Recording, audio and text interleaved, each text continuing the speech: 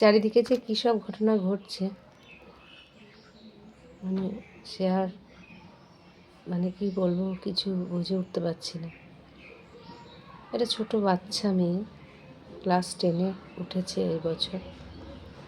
আমারই মেয়ের বান্ধবীর বোন সুইসাইড করেছে গতকাল।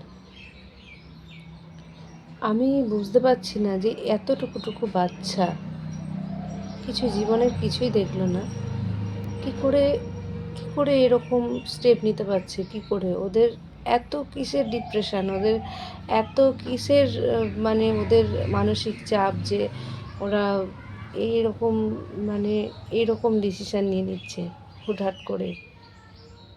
হ্যাঁ, জীবনের কি কোনো মূল্যই নেই? যে এই বাচ্চাগুলো কী ভাবে আমি জানি না, বুঝতে পারছি না যে জীবনটা কী, কী ভাবে এরা? এগুলো কি খেলা? আমি তো কিছু বুঝতে পারছি না। এই কদিন, 1 মাসও নয়, এই মনে হয় দিন 15-20-র মধ্যে এই এই এই এলাকার মধ্যে তিনটে ঘটনা এরকম ঘটলো। 3টে ঘটনা ঘটলো। প্রথম একটা ছেলে, সে মনে হয় হায়ার সেকেন্ডারি স্টুডেন্ট, এই একইভাবে সুইসাইড করেছে গলায় ফাঁস লাগিয়ে। তারপর একটা বাচ্চা, ছোট ক্লাস 7-এর বাচ্চা, ফোনের জন্য সে সুইসাইড করলো, সে একটা। আবার এই ঘটনা কালকে ঘটেছে। তো এগুলো কে দায় নেবে? এই যে বাচ্চাগুলো এই যে এরকম করছে, এগুলো কেন এরকম ঘটছে? আমরাও সন্তানের মা, তো আমাদের তো এখন ভয় ধরে যাচ্ছে। আমরা যে বাচ্চাদের তো ঘরে রেখে তো শান্তি পাচ্ছি না, যে কখন কার কি মনে আসছে, বাচ্চারা এরকম হুটহাট এরকম সিদ্ধান্ত নিয়ে নিচ্ছে। কি বলবো, আর কিছু বলার ভাষা নেই। কালকে বাচ্চাটাকে আমি দেখে আসলাম, জাস্ট কি বলবো, আমার কিছু জানা নেই।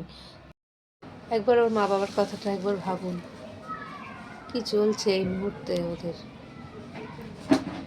ভাবলেও কেমন আতঙ্কে গাটা শিউরে উঠছে না?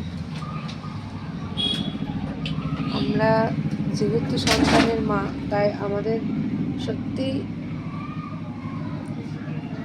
গাটা শিউরে উঠছে আতঙ্কে।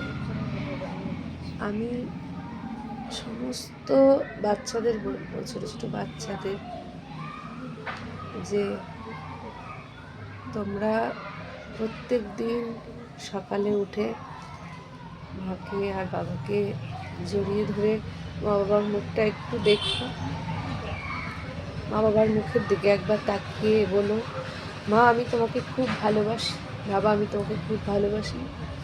অন্তত 10 সেকেন্ড হলেও মায়ের মুখটার দিকে একটু তাকিয়ে দেখো। আশা করছি এই ধরনের মনোভাব তোমাদের আসবে না। মায়ের মুখটা দেখলে, বাবার মুখটা দেখলে, ওরা অনেক কষ্টে, অনেক আদরে, অনেক যত্নে তোমাদের বড় করে তুলছে। ওদের মুখটা অন্তত একবার দেখে বলো যে মা আমি তোমাকে খুব ভালোবাসি। আমি বিশাল বড় মনোবিদ নয় যে আমি যেটা বলবো সেটাই হবে, দিয়ে বিশাল কিছু ভালো হয়ে যাবে, সেটা নয়। কিন্তু একটা মানুষ হিসাবে আমার এটা মনে হয়েছে, তাই আমি বললাম, আর কিছুই নয়। সবাই ভালো থাকবেন, সুস্থ থাকবেন, এই কামনাই করি।